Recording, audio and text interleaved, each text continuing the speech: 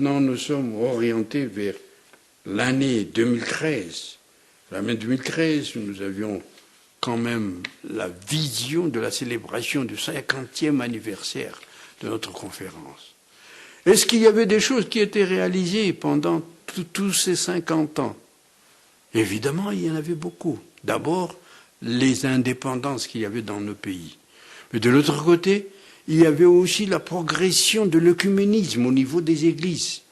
Il y avait des contacts, il y avait des échanges, il y avait des constructions qu'on essayait de faire vivre dans tel ou tel pays en ce qui concerne la foi.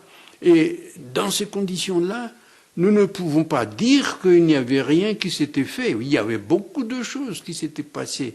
Mais ces choses-là n'avaient pas toujours répondu à ce que nous voulions que cela soit dans nos différents pays et aussi dans nos différentes églises.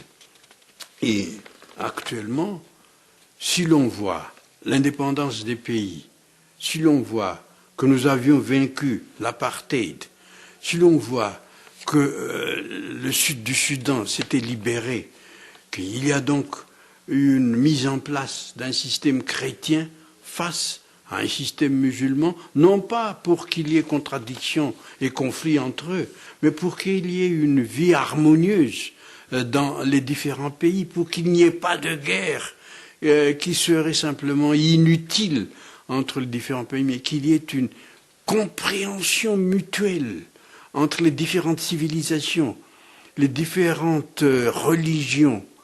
Ce n'est pas à nous de réaliser totalement cette cohésion fondamentale que le Christ avait dit et qui serait l'œuvre de Dieu. Ça, c'est l'œuvre de Dieu. Mais Dieu nous prépare, nous, les chrétiens, à accepter certaines situations pour que Dieu puisse faire progresser ce qu'il veut faire progresser dans ce monde.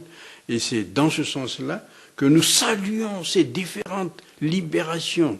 Libération de l'apartheid, libération de ce qu'il y avait dans le Soudan du Sud.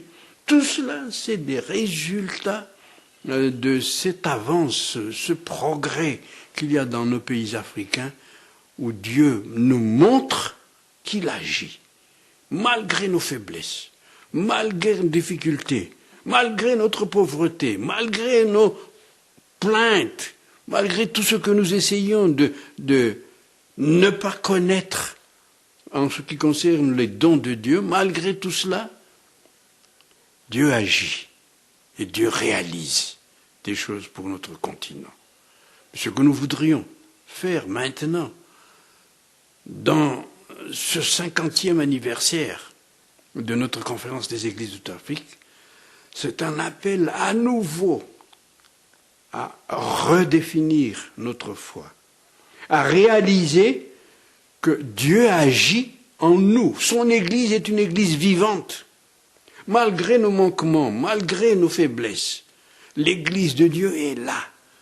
Et actuellement, il y a un mouvement dans le monde qui se dessine pour essayer de donner chaque pays, chaque continent à Jésus-Christ, à Dieu.